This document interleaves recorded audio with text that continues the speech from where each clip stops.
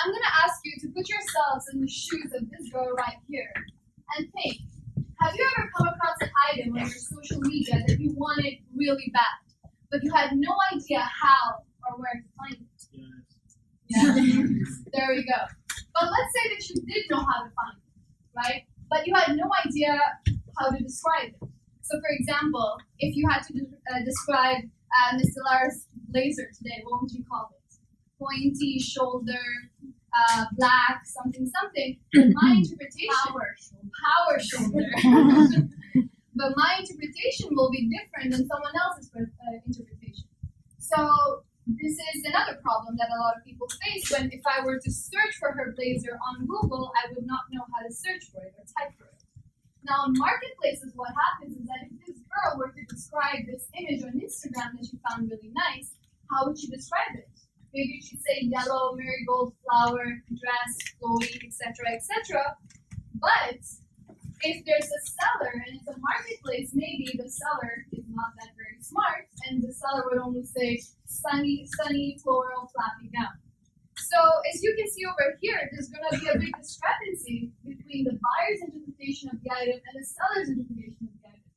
And on conventional marketplaces today, this would ultimately lead to a very low fulfillment ratio, where if you listed an item as a seller, the buyer would eventually not find it.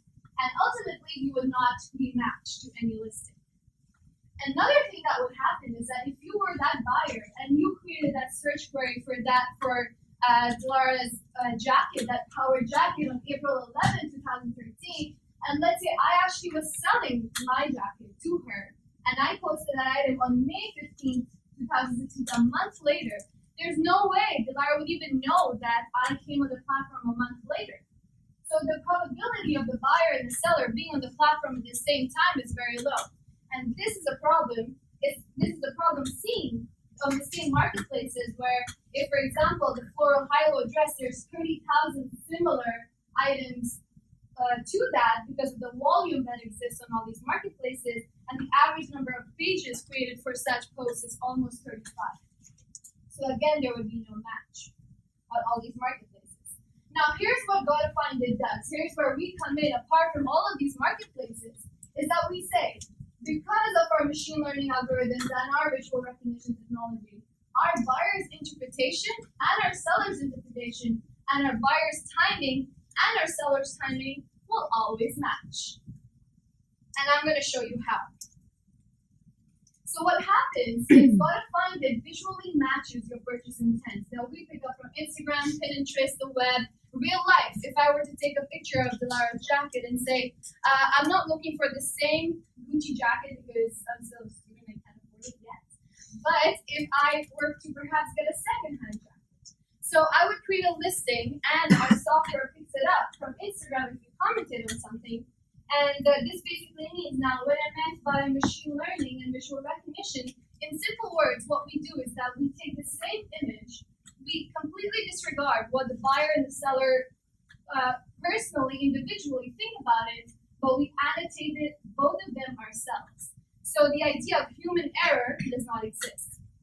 So the same annotation for the buyer's query and the listing created by the seller, and then we match that to the inventories of respective retailers and to pre-owned listings created by marketplace sellers. So other people's listings at the price range the user desires himself. So ultimately, now you're more likely to find or sell that gorgeous wedding dress that looks exactly like the one you saw on Instagram. But you don't have to break your budget because you choose your own price, and you don't have to think too much about what you're going to call it and then be worried that that listing will be on page 40 or 50 by the time you're not going to find it. So it's by Felicia to human error and wasting time.